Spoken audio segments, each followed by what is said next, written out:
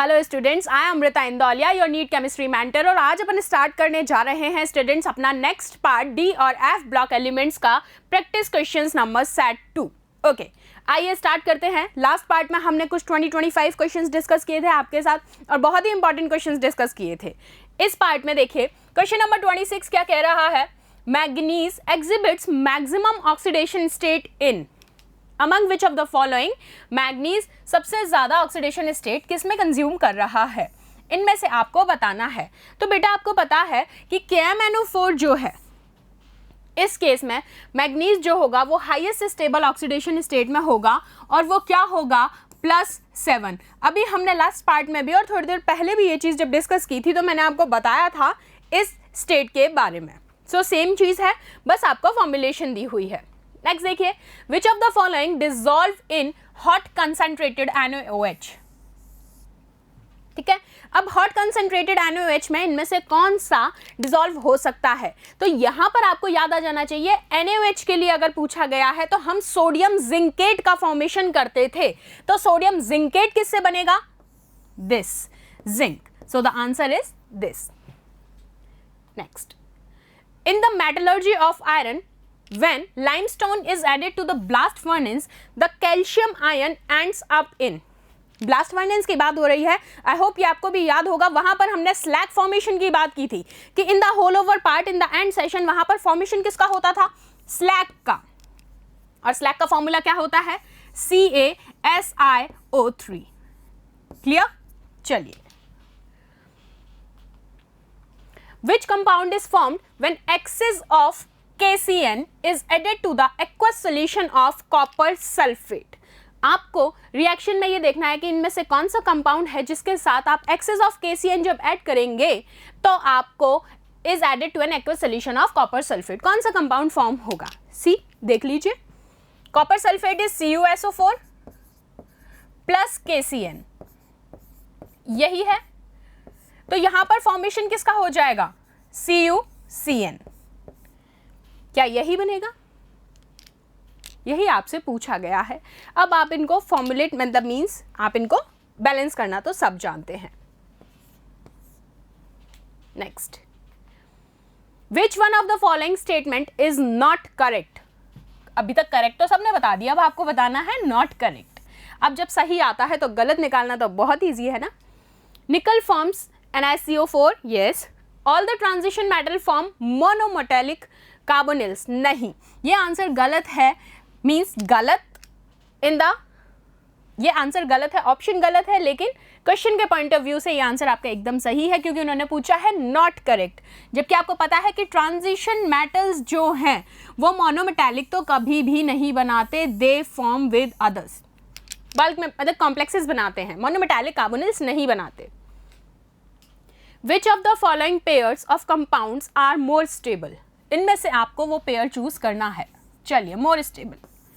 सबसे पहले मैं अगर आपसे ऑक्सीडेशन स्टेट की बात करूं तो आपको पता है यहां पर इन ऑप्शंस को देखते हुए एक तो प्लैटिनम +2 में है और निकल, एक तो इस स्टेट में दिख रहा है मुझे, और दूसरा ऑक्सीडेशन स्टेट की अगर मैं बात करूं तो प्लैटिनम +4 में और निकल भी +4 में यहां पर आपको देखने को मिल रहा है। तो बस आपको यहाँ पर अरेंज क्या करना है, आयनाइजेशन एनर्जी के अकॉर्डिंग इसको अरेंज करना है।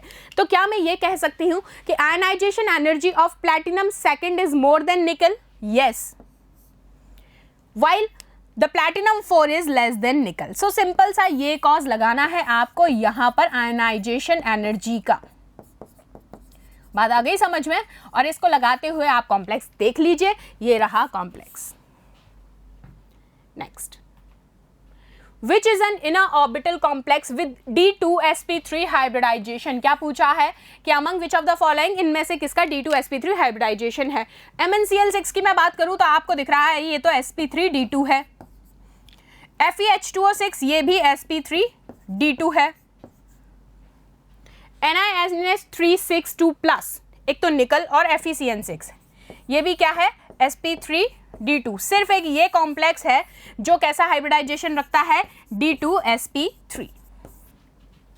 चलिए next, the correct calculate value for delta H, यहां आपसे पूछा गया है डेल्टा एच के रिगार्डिंग।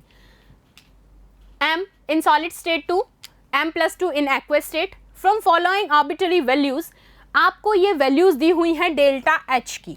फाइन, अब यहाँ आपको फाइंड आउट करना है, करेक्ट कैलकुलेट वैल्यू निकालना है इस एस्पेक्ट में। चलिए सॉल्व कर लीजिए, बड़ा ही सीधा सा क्वेश्चन है। आपको करना क्या है, 3 वैल्यूज प्लस में है, एक माइनस में है, प्लेस कीजिए 1000 प्लस 750 प्लस 1200। अब यहाँ सबसे पहले जो एक चीज देखनी है वो क्या है, यूनिट। आप देखिए यहाँ चारों ही केस में यूनिट्स आर सिमिलर, तो यूनिट्स के केस में तो अपने को टेंशन है ही नहीं। प्लस क्या होगा, आपको ये चारों वैल्यू सिर्फ प्लस करनी है, लेकिन याद रखना कि यहाँ जो डेल्टा एच गिवन है वो क्या है, -1800। कर लो इसको calculate. Answer is 1150 kilo joule mole inverse. और तुम्हें लगता है कि गलत है तो कैलकुलेट करके देख लो, बस सिंपल सा एडिशन था। क्लियर? चलो, oxidation state of chromium. Chromium का ऑक्सीडेशन पूछा है आपसे K3Cr O8 के अंदर। ऑक्सीडेशन स्टेट निकालो। यहां आपको दिख जाना चाहिए कि आपके पास लास्ट में कितने नंबर ऑफ अनपेयर्ड इलेक्ट्रॉन्स हैं, आई थिंक 5। लास्ट में इसके केस में पूछ रहा है क्योंकि, और क्रोमियम के लिए वो पूछ रहा है, तो नंबर ऑफ अनपेयर्ड इलेक्ट्रॉन्स आपके पास यहां पर कितने हैं, लास्ट में 5। So the oxidation state is also 5। Chromium के रिस्पेक्ट में आपसे पूछा गया है। Next, zinc dissolve in an excess of NaOH। जब आप जिंक को NaOH में डिजोल्व करते हैं because of the formation of, क्यों किया जाता है,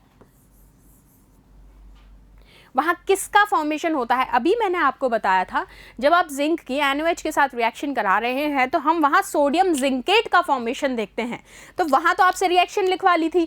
यहां आपको सीधा पूछ के पूछा है फॉर्मेशन किसका होता है, सोडियम जिंकेट का, और सोडियम जिंकेट का फॉर्मूला क्या होता है, Na2ZnO2। This is sodium zincate.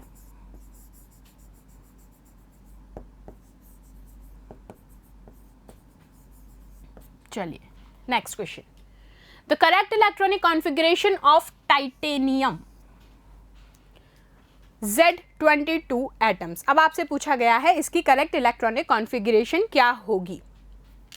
Titanium के रिस्पेक्ट में आपको बतानी है, तो आप सब जानते हैं, लिखो कितना होगा, 22, 6 to 10 2, ये हो गए 10, प्लस यहाँ तो कितना हो रहा है, आई थिंक 20 हो रहा है, 6 और 2 8 to 10 12 18 20, यहाँ काउंट करते हैं 2 to 4 4 6 10 12 18 20 24, यहाँ काउंट करते हैं 2 + 2 4 6 10 12 12 and 6 18 18 4 22, 6 to 8 10, then 12 18, then again 18 के बाद आप ये देखिए 18 + 2 20 22। अब आप ये देखिए दोनों के केस में ये दोनों तो होंगे ही नहीं क्योंकि एटॉमिक नंबर ही क्या आ रहा है, गलत। अब यहाँ देखिए दोनों के केस में आ तो 22 रहा है लेकिन पूछा गया है करेक्ट, तो आपको पिक करना आना चाहिए कि 3p की फिलिंग के बाद 4s में फिलिंग होगी। आई होप यू रिमेंबर कि while we are doing the electronic configuration part कि इलेक्ट्रॉन्स फिल कैसे करने हैं हमें, वहां पर p की फिलिंग के बाद first we have to fill up to the 4s orbital, then we can next jump into 3d orbital. So the correct configuration is this, not this. Fine. Next, transition elements exhibit positive oxidation states only.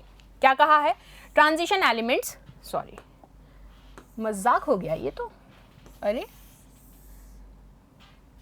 Transition elements कैसा oxidation state रखते हैं, positive oxidation states रखते हैं। Reason क्या है, their large size of the atoms, no. Their electropositive nature, yes. Their electronegative nature, no. Their paramagnetic nature, no. So the correct answer is electropositive nature. Next question, which type of bonds present in crystalline copper sulfate pentahydrate? आपसे question पूछा गया है कि crystalline copper sulphate pentahydrate में किस type के bond present होते हैं। बेटा see, it's a very complex structure, very much complex structure, और उसके अंदर इलेक्ट्रोवैलेंट बॉन्ड्स भी पाए जाते हैं। कोवलेंट बॉन्ड्स सल्फर और ऑक्सीजन के बीच में प्रेजेंट होते हैं। Hydrogen bond oxygen and hydrogen के बीच में प्रेजेंट होते हैं। सो हम कह सकते हैं तीनों ही टाइप के बॉन्ड्स इस स्ट्रक्चर के अंदर प्रेजेंट होते हैं। Okay, next question, A plus H2SO4 gives Na2SO4 plus H2O2। हमें रिएक्शन पूरा गिवन है। अब यहाँ पर आपसे पूछा है कि यहाँ पर A क्या होगा जब आप रिएक्शन करवा रहे हैं। तो चलिए फर्स्ट पार्ट से ही रिएक्शन करवा के देख लीजिए। यहाँ Na2O2 पुट कर दीजिए A की जगह पर, Na2O2। अब आप प्रोडक्ट देखिए, जब H2SO4 से रिएक्शन आप करवा रहे हैं तो Na2SO4 सीधा सा हो गया, ये देखिए, एंड रिमेनिंग बच क्या रहा है यहाँ पर, H2O2, this. So correct answer is this. Mn कहाँ दिख रहा है प्रोडक्ट में Mn, Pb कहाँ दिख रहा है तुमको प्रोडक्ट में Pb, क्लियर साफ विजिबल है, दिस। नेक्स्ट देखते हैं, maximum number of unpaired electrons present in. अब इनमें से maximum number of unpaired electron बताने हैं। तो अब मुझे एक बात बताओ, मैग्नीज के केस में नंबर ऑफ अनपेयर्ड इलेक्ट्रॉन यहाँ पर है 5, जबकि क्रोमियम के केस में है 6। तो अनपेयर्ड पूछे कितने हैं, मैक्सिमम, आंसर इज क्रोमियम।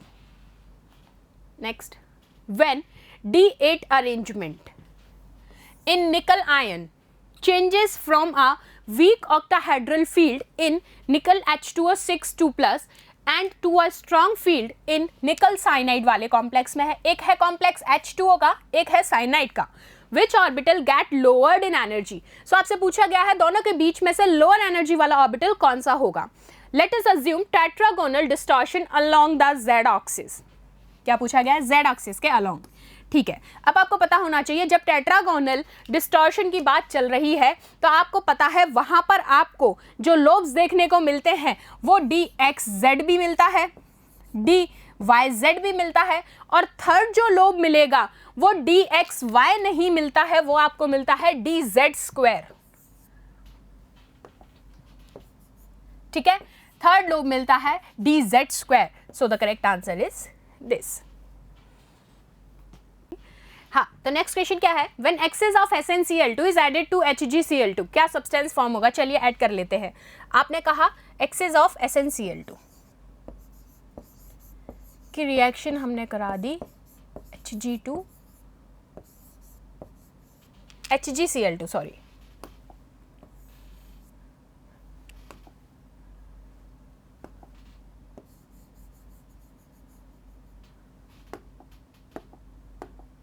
ठीक है। आपने यहाँ पर रिएक्शन इसकी इससे कराई है। अब यहाँ आपको लेना क्या है, SnCl2 को एक्सेस में लेना है। तो आप कहेंगे सीधा सा फॉर्मुलेशन हो जाएगा Hg2Cl2 प्लस, ये देखिए क्योंकि ये इसके साथ भी पार्ट कर रहा है, प्लस SnCl2। तो आप सीधा सा देखिए ना कि बनेगा क्या है, Hg2Cl2। ये देखिए कुछ भी नहीं है, घुमाया है सिर्फ क्वेश्चन को। Next, Which of the following has maximum number of unpaired electrons। चलो maximum number of unpaired electron देखते हैं। Fe2+ के केस में आपको पता है 4, 5, यहाँ आप देखेंगे तो 3 और यहाँ 4। तो आपसे पूछा क्या गया है, maximum number Fe3+। Next, a mixture of Mn+2 and Zinc+2 can be separated by using an axis of। Mn+2 और Zinc को आपको सेपरेट करना है। किसको यूज करेंगे, जो आप इनको एक्सेस में, जो आप इनको सेपरेट कर पाए। आई होप आपको याद होगा, सोडियम जिंकेट NaOH।